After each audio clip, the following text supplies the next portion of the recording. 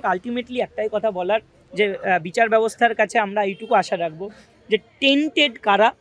আর untainted কারা এটা নিশ্চয়ই কোর্ট বুঝবে, যে আনটেন্টেডদের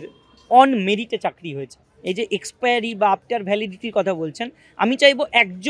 আমি আমার কথাই বলছি, আমি চাইবো বিচার ব্যবস্থা যেমন বলবে, যারা অ্যালিগেশন দিয়েছে, মাননীয় বিকাশবাবু এবং শামীমবাবু রয়েছেন, বিক্রমবাবু রয়েছেন, সুদীপ্তবাবু রয়েছেন, বা আরও যারা এর বিরুদ্ধে কেস করেছেন, আমি ওনাদের কাছেই আমি রিকোয়েস্ট করব যে আপনারা একটা অন্তত প্রমাণ দেবেন, যে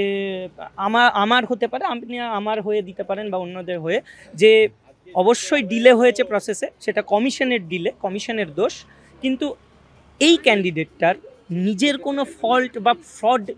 ফ্রড করেছে, বা এই ক্যান্ডিডেটটার কোনো একটা তথ্য যে এর ওএমআর ঠিক না, এর ইন্টারভিউয়ে গন্ডগোল হয়েছে, এ র্যাঙ্ক জাম করেছে, বা এর টাকার ডিলিংস হয়েছে, বা ইনফ্লুয়েন্স করে বা কোনো প্রভাব খাটিয়ে চাকরি পেয়েছে, একটা প্রমাণ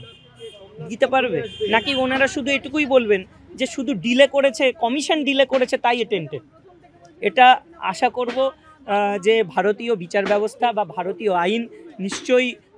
একজন যে অন মেরিটে চাকরি পেয়েছে শুধুমাত্র delay because of the intention of the commission,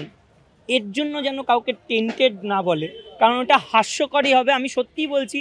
অনেকে টেনশনে রয়েছে এই বিষয়টা নিয়ে। আমি একটু, টেনশন তো মানুষের থাকা উচিতই, কিন্তু আমার মাঝে মধ্যে সত্যি হাসি পাচ্ছে এই বিষয়টা নিয়ে, যে কি বিচার ব্যবস্থা,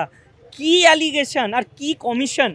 যে করেছিল তখন, যে এমন একটা টালমাটাল পরিস্থিতির মধ্যে রেখে দিয়েছে যেখানে দাঁড়িয়ে হাসি ছাড়া কিছু আসছে না, যে নিজের কোনো দোষ নেই, আমার দোষ কেউ দেখাতে পারছে না, আমার ফ্রড নেই, অথচ আমাকে বলছে যে টেন্টেড।